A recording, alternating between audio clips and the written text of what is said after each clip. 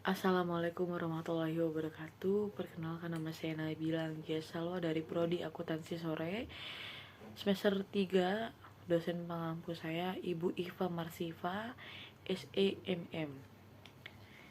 Saya akan membahas aliran kas atau anggaran modal. Slide kedua, ada dasar-dasar penganggaran modal. Yang pertama, modal merujuk pada aktiva tetap yang digunakan dalam operasi perusahaan. Yang kedua, anggaran budget adalah suatu rencana yang menjelaskan arus kas keluar dan masuk yang diprediksi selama periode. Yang ketiga, penganggaran modal adalah keseluruhan proses menganalisa proyek-proyek dan menentukan apakah proyek tersebut harus dimasukkan dalam anggaran modal. Slide yang ketiga, ada dasar-dasar penganggaran modal. Proses penganggaran modal. Yang pertama itu ada arus kas proyek diperkirakan. Yang kedua, resiko arus kas ditentukan untuk menentukan tingkat diskonto proyek. Yang ketiga, arus kas diskonto untuk menghitung present value-nya. Yang keempat, PV pemasukan dibandingkan dengan PV pengeluaran. Slide keempat, ada definisi dan metode.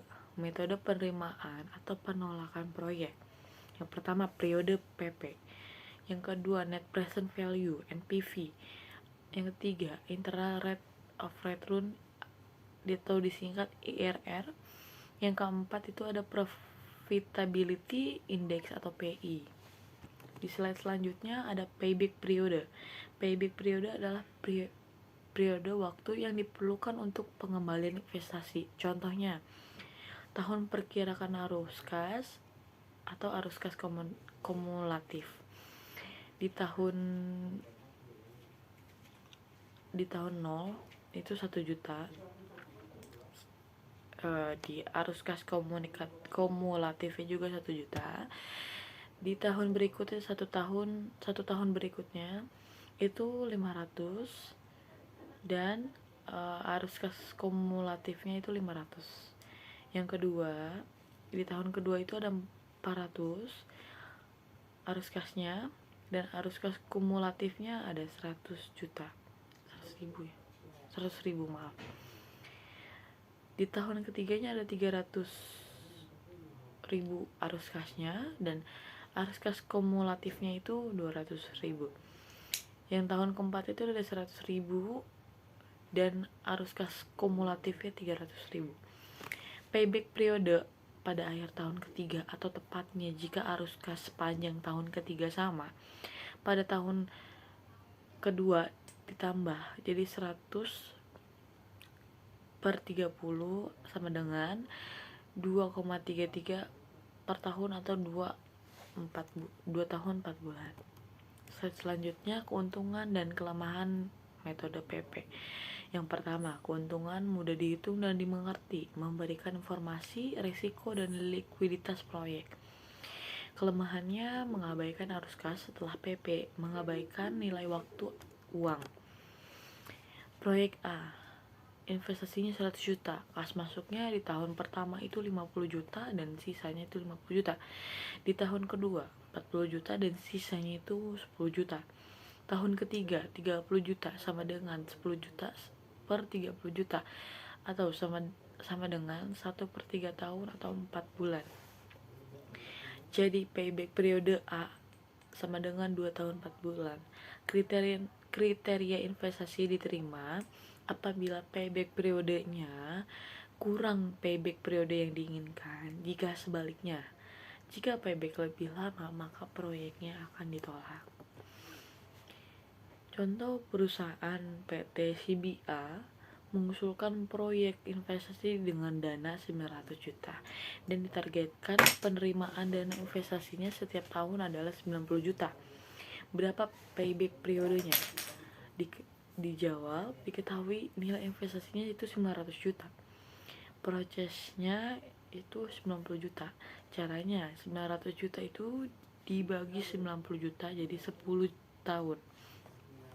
Contoh berikutnya, UKM Maju Jaya sedang mempertimbangkan pembelian mesin produksi roti dengan membeli mesin produksi tersebut yang total semuanya adalah 200 juta rupiah.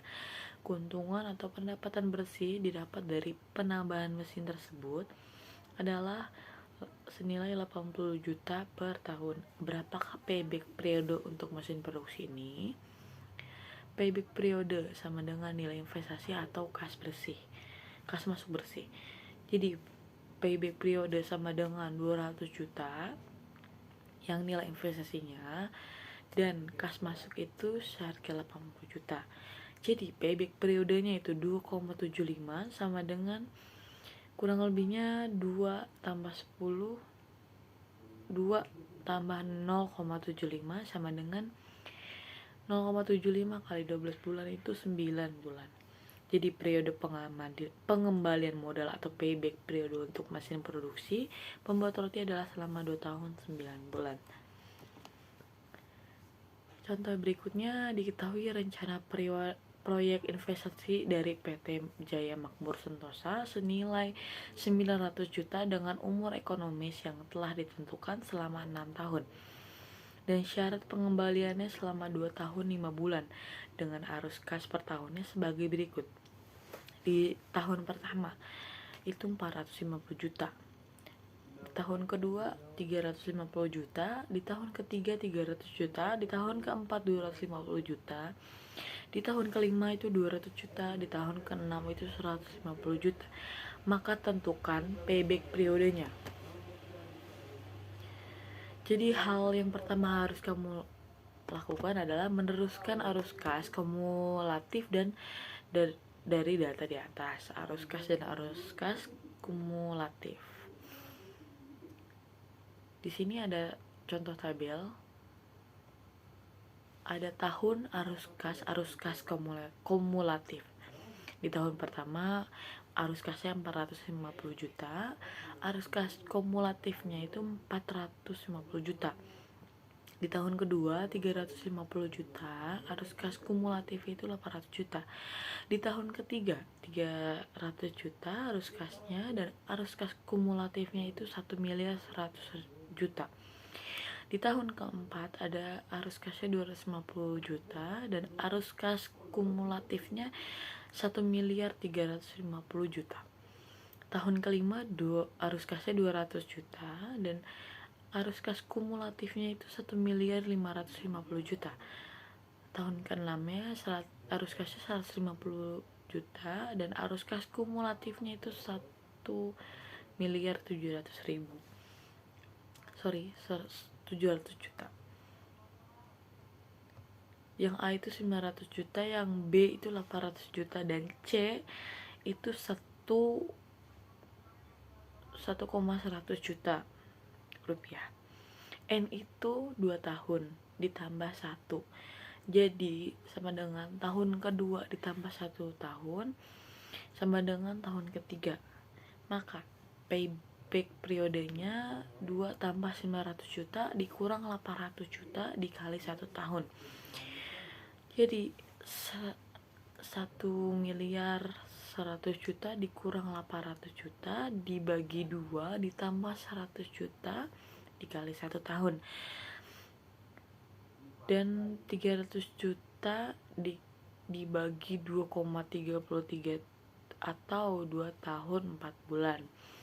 Jadi payback periode sebesar 900 juta dengan masa pengembalian selama 2 tahun 5 bulan layak atau diterima karena waktu pengembaliannya itu 2 tahun 4 bulan, memenuhi syarat pengembaliannya.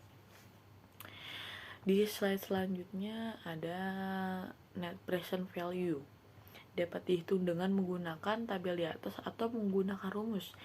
NPV sama dengan 100 juta ditambah 500.000 ditambah 400.000 ditambah 300.000 ditambah 100.000.